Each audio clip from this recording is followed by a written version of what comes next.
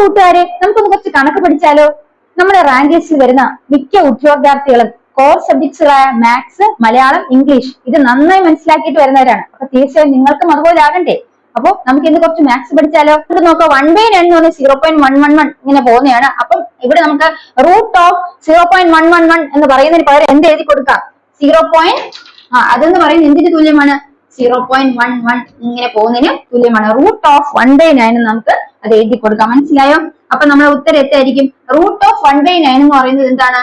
Root of 1/9 is equal to എന്താണ്? Root 1ന്റെ root 1 തന്നെയാണ്, 9ന്റെ റൂട്ട് 3 ആണ്. അപ്പൊ 1/3 നമുക്ക് ആൻസർ കിട്ടും. അപ്പൊ ഞാൻ ഒന്നും കൂടെ പറയാം. 2/9 എന്ന് പറയുന്നത് 0.222 അങ്ങനെ പൊയ്ക്കൊണ്ടേയിരിക്കുന്നെങ്കിൽ റൂട്ട് ഓഫ് 0.1111 എന്റെ ഭിന്നസംഖ്യ രൂപം എന്നാണ് ചോദ്യം. നമ്മൾ ആദ്യം മനസ്സിലാക്കേണ്ടത് 2/9 ഡിവൈഡ് ചെയ്തപ്പോൾ കിട്ടിയ ആൻസർ ഇതാ ഇങ്ങനെയാണ് കിട്ടിയത്.